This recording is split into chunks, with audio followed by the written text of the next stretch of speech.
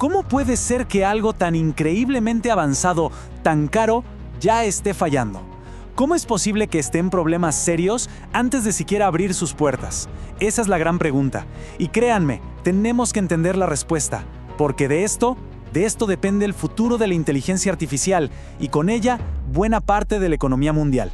En medio de la nada, en las llanuras de Texas, algo colosal están haciendo. Estamos hablando de una fábrica de microchips de $50,000 millones. Sí, así como lo oyen. Uno de los proyectos más caros y complejos en la historia de Estados Unidos. Pero a ver, que nadie se confunda. Esto no es solo una fábrica, es mucho más. Es la nueva primera línea de batalla en la guerra mundial por los chips. Hay apuestas, y luego están las apuestas que simplemente definen el futuro. Y esta es una de esas. Una jugada pero tan grande que podría cambiar el mapa tecnológico para siempre. O por otro lado, convertirse en el fracaso más espectacular y caro de la historia. Ok, para entender esta apuesta, primero hay que conocer al jugador que puso todas sus fichas sobre la mesa. Hablemos de Samsung, el rey caído de los chips, y su historia reciente que es bastante dramática. Y ojo, siguen siendo el segundo fabricante de chips más grande del mundo. Su dominio en las memorias, las DRAM, las NAND, es legendario. Literalmente, guardan los datos de casi todo el planeta. Y no solo eso, ellos construyeron los cerebros de los primeros iPhones de Apple. Sí, esos. Y también las primeras computadoras de piloto automático de Tesla. Eran gigantes. Pero entonces, las cosas empezaron a cambiar. En 2015 estaban en la cima, fabricando para Apple. Pero entre 2016 y 2018, ¿qué pasó? Apple, su cliente más importante, se fue. Se llevó toda su producción a un nuevo rival, TSMC. Ahora TSMC es un jugador diferente. Es lo que se llama una fundición pura. Imaginan una cocina que solo cocina para otros chefs, nunca para sí mismo. No compiten con sus clientes. Y eso lo cambió todo. Para 2019 y 20, los problemas de Samsung se volvieron internos. Sus rendimientos en los chips de 7 nanómetros se fueron al piso. ¿Qué significa rendimiento? Simple. De cada 100 chips que hacían, 60 no servían. Una locura. Para 2021, la confianza ya no existía. Clientes gigantes como Nvidia, Qualcomm y sí, hasta Tesla, se fueron. Y fue ahí, en 2021, en medio de una crisis total, que Samsung se dio cuenta de que no podían morir lentamente. Necesitaban hacer algo que nadie esperaba. Reconstruir su imperio de chips, pero al otro lado del mundo. Una jugada audaz, desesperada, para intentar recuperar la corona. Y el lugar que eligieron fue el corazón de Texas. Bien, ahora entramos en la cascada de caos. El plan en Texas, en papel, sonaba bien. Ambicioso, sí, pero controlado. Construir una fábrica increíble para atraer de nuevo a los clientes. Pero, justo cuando empezaban, una sola decisión, una decisión nacida del pánico, lo cambió absolutamente todo. Y convirtió un proyecto ordenado en un caos total. Y esta fue la decisión. Decidieron pivotar. Pasar de un proceso seguro de 4 nanómetros a uno radicalmente nuevo y no probado de 2 nanómetros. ¿Por qué? Porque la inteligencia artificial explotó. La industria estaba corriendo y Samsung se estaba quedando atrás. Sin un cliente grande, se sintieron acorralados y tomaron la decisión más drástica posible. No vamos a alcanzarlos, vamos a superarlos. Vamos a saltar directo a los 2 nanómetros. ¿El resultado? El presupuesto se disparó. De 17,000 millones a casi 50,000 millones de dólares. Así, de la noche a la mañana. Y a ver, hay que entender algo.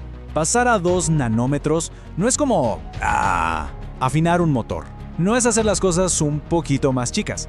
Es reinventar el corazón de toda la tecnología. El transistor, su forma, su mismísima esencia, tenía que ser creada de nuevo. Aquí vemos la revolución. El pasado se llama FinFET. Imaginen un interruptor de luz pero vertical. A medida que se hace más y más pequeño, la electricidad se empieza a escapar, como si fuera agua goteando. Está llegando a su límite.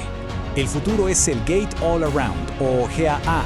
Esto es otra cosa. Es un diseño en 3D. En lugar de una aleta, ahora son múltiples nanoláminas horizontales, cada una de apenas unos átomos de grosor. Es como envolver la tubería por todos lados para que no se escape ni una gota. El control es casi perfecto, la potencia es brutal, pero la precisión que se necesita para construir esto es casi imposible.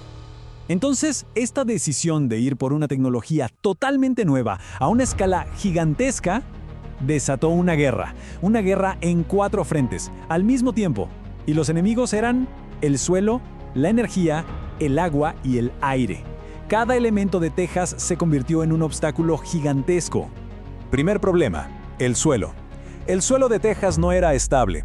Y cuando estás imprimiendo circuitos que son más pequeños que un virus, la quietud tiene que ser absoluta.